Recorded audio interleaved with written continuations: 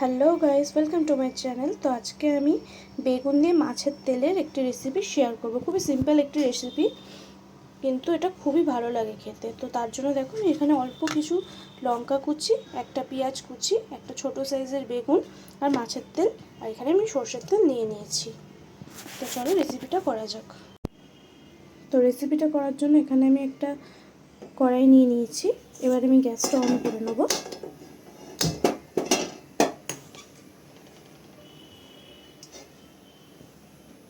তারপর এখানে একদম অল্প পরিমাণে সর্ষের তেল অ্যাড করব। খুব বেশি কিন্তু এখানে আমাদের তেল ব্যবহার করতে হবে না, খুব অল্প পরিমাণে একটু আমি তেল ব্যবহার করব। তো তেলটা গরম হয়ে গেলে এখানে আমি পেঁয়াজ কুচি অ্যাড করে দেবো।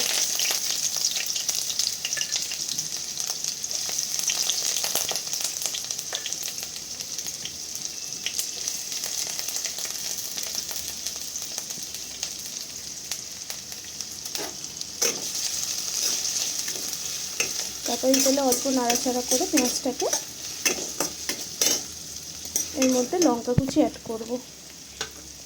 এখানে আমি দুটো লঙ্কা কুচিয়ে রেখেছিলাম, তোমরা যে যেমন ঝাল খাও সেই বুঝে লঙ্কাটা অ্যাড করো।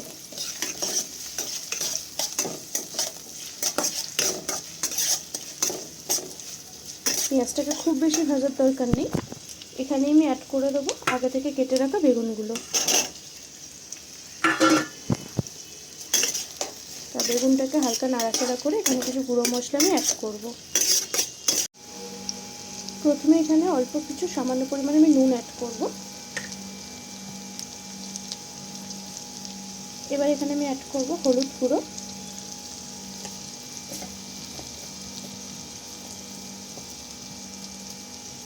তারপর এখানে আমি অ্যাড করব কাশ্মীরি লাল মির্চ কালারের জন্য।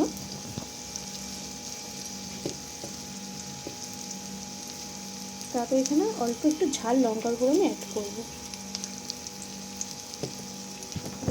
সব কিছু ভালো করে একসাথে আমি মিশিয়ে নেব।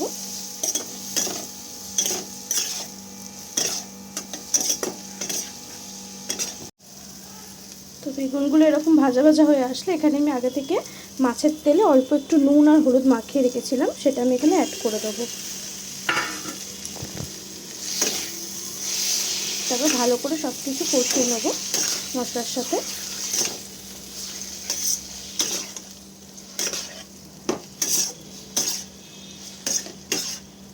খেতে কিন্তু এটা খুবই টেস্টি হয়। তো তোমাদের কার কার ভালো লাগে অবশ্যই জানাবে। আর রেসিপিটি তোমাদের ভালো লাগলে কিন্তু লাইক, কমেন্ট এবং ফলো করবে। তো দেখো, আমি ভালো করে সব কিছু একসাথে মিশিয়ে নিচ্ছি। দেখো পুরো তেল ছেড়ে এসছে, তার মানে কিন্তু আমাদের বেগুন দিয়ে মাছের তেলটা সম্পূর্ণ হয়ে গেছে। বেগুনগুলো কিন্তু দেখো পুরো গলে গেছে। বেশ কিছুক্ষণ এটা নেড়ে ছেড়ে নিতে হবে, তাহলে কিন্তু এটা পুরো রেডি হয়ে যাবে।